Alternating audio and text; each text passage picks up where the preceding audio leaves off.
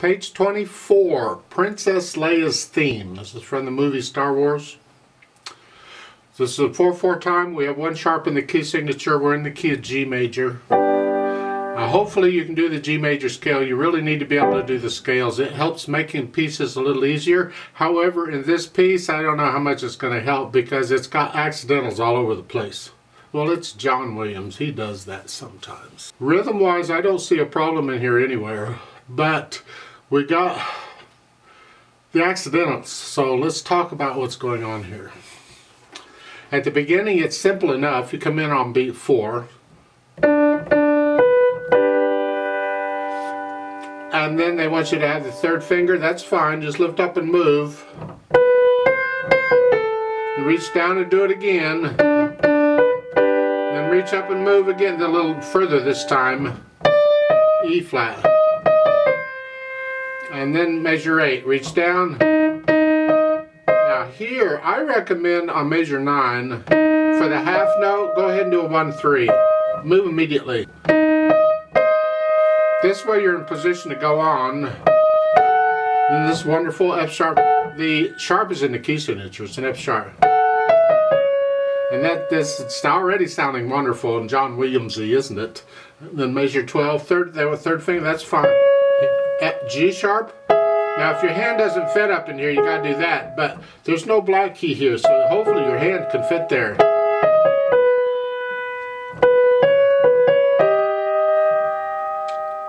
And then measure 16, E, B flat.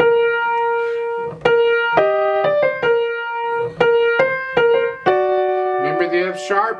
Our old friend the F sharp, it just keeps coming back, don't it?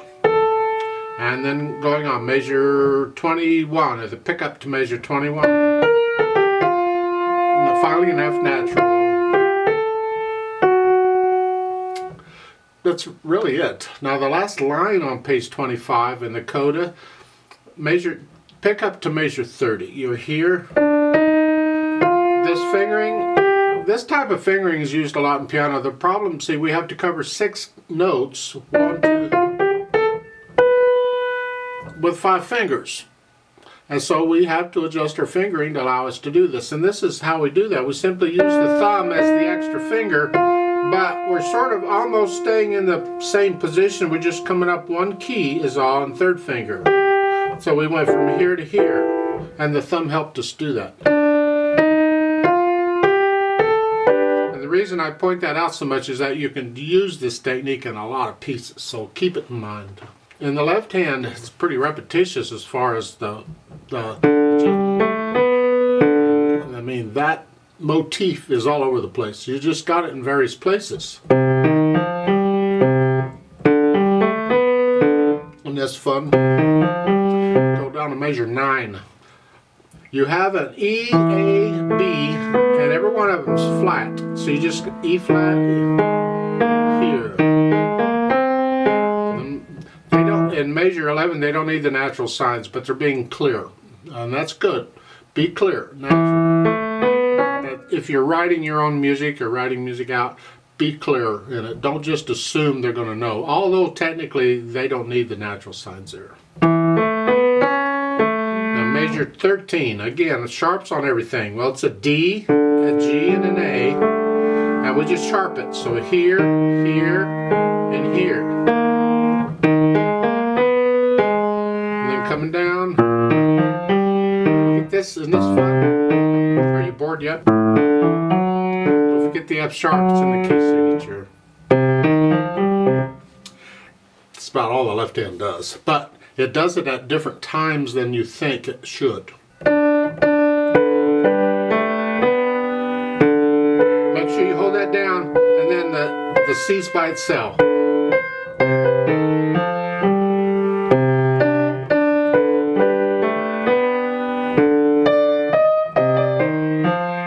Make sure you're holding these notes down the length of time they're supposed to be held and lift up for the rest, because the first beat of a lot of these measures in the right hand, that note is by itself. I don't want anything from the left hand going on there. So you go through and put the hands together and then go back through it a few million times. Get rid of the hesitations. Steady beat. Work out those accidentals because they're just, measure 9 is where it starts. You just have to work these out. Just go over and over and over. These are together and then here. Like that.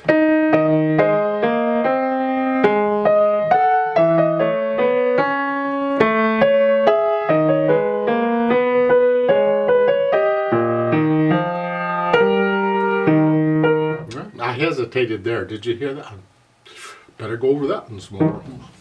As far as the articulation goes, it's all connected.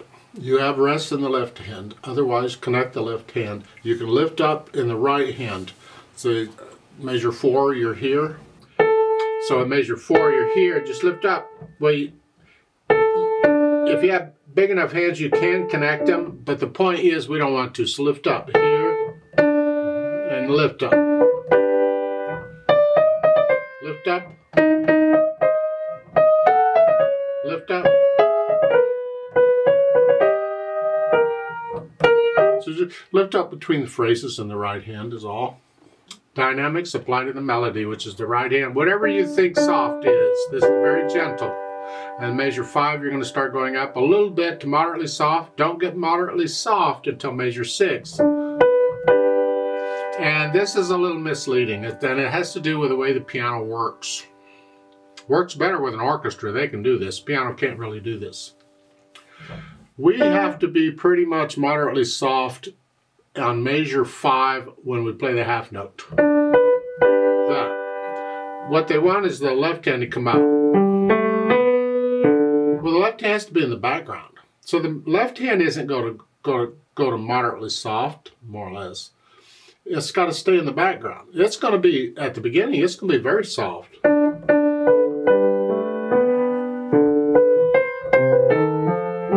Then we come up.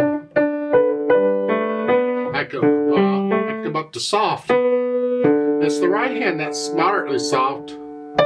Here. And then measure 8, now you're moderately loud in the right hand. The left hand's still soft.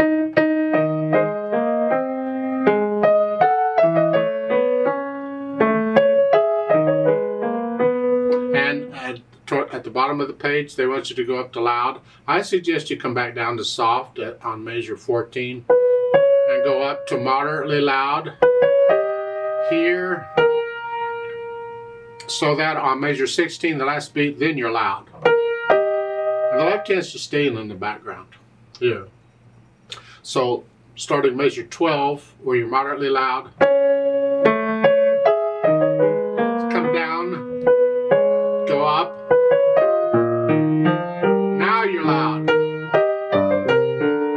And the left hand's still in the background, somewhere in the background. You decide, just, it doesn't have to be soft necessarily. Moderately soft is fine, just keep it in the background. Measure 17. Then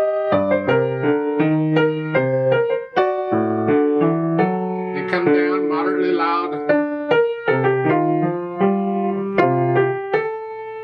And go down to moderately soft or soft there at the end of the second line. The DCL coda sends you back to the beginning where you're soft. Now in the coda, you're moderately soft to begin with because you go to the coda from measure 7. You see the coda above it? And you're moderately soft there. So you're moderately soft in the coda. And then soft.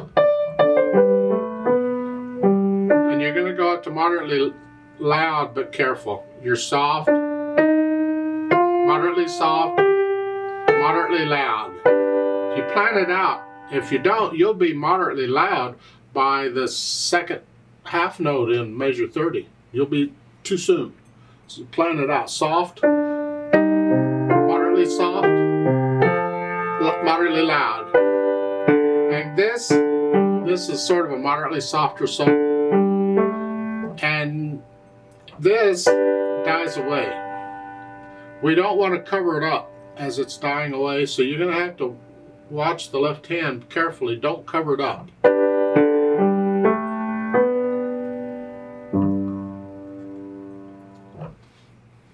There's there's a rit there, a retardando at the end too. You slow down? No. Okay. Now this is an orchestra piece, so we need pedal to add the overtones and the color. It's not really a piano piece. It's not a bad arrangement though. It's kind of nice. I'm going to use the standard overlap pedal, or syncopated pedal, or whatever you want to call it. The notes go down first and then the pedal. Here, I want to start the sound before I release the dampers. I'm going to change the pedal after I play the note so it overlaps a little bit.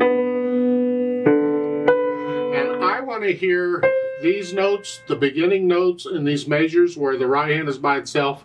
I want to hear it by itself, so I'm going to lift the pedal up for those notes. So again, in the first line, here, lift it up with the left hand. And I'm not pedaling the first two beats of this measure. I don't want to smear the eighth notes. Ugh. So, no.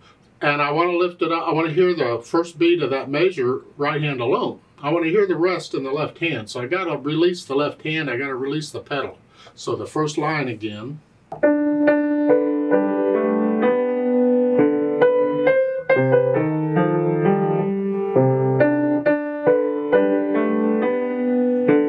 See, on measure 5, there's no eighth note, so I can pedal immediately on beat 1 after I play it.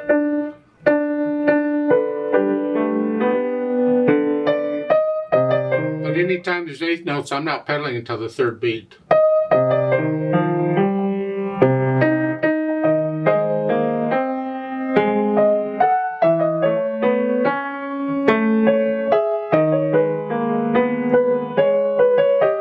On measure 14, I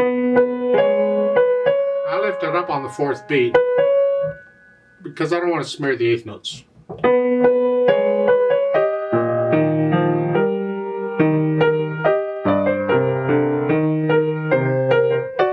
Same thing on measure 18, I lift it up on the eighth notes.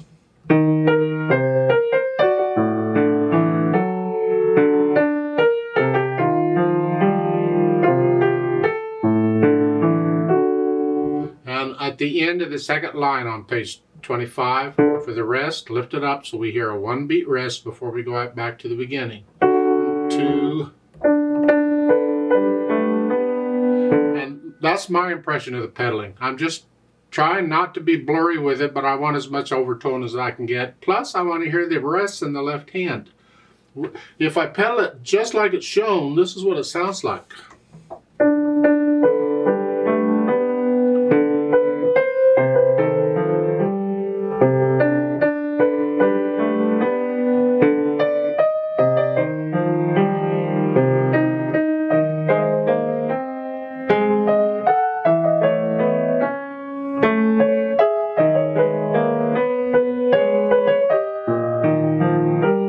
And to me, that's just too blurry. I don't like it. So I prefer it this way.